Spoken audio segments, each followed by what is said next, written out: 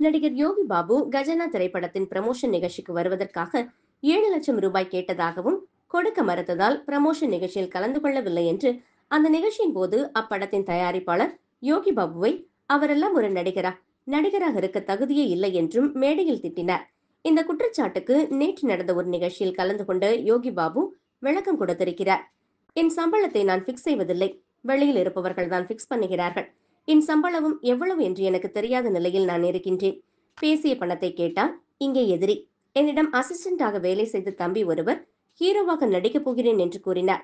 அந்த படத்தில் 2 நாள் நான் நடிக்க வேண்டும் என்று கேட்டார். சரி, நடிச்சேன். அந்த படத்திற்காகத்தான் நான் 7 லட்சம் 8 லட்சம் கேட்டேன் என்று சொல்கிறார்கள். நான் எவ்வளவு மற்றவர்களுக்கு பணம் கொடுத்திருக்கிறேன், திருப்பி கொடுக்கவில்லை. அந்த லிஸ்டை எடுத்து காட்டவா? இப்படியெல்லாம் அபண்டமாக பேசாதீர்கள். உங்களை சப்போர்ட் பண்ணித்தான் நான் போய்கிட்டு இருக்கிறேன். நடித்ததற்கான பணத்தை கேட்டதற்கு தயாரிப்பாளர் பட விழாவில் யோகி பாபுவை கண்டபடி பேசியிருக்கிறார் என்பது இதன் மூலமாக தெரிய வந்திருக்கிறது.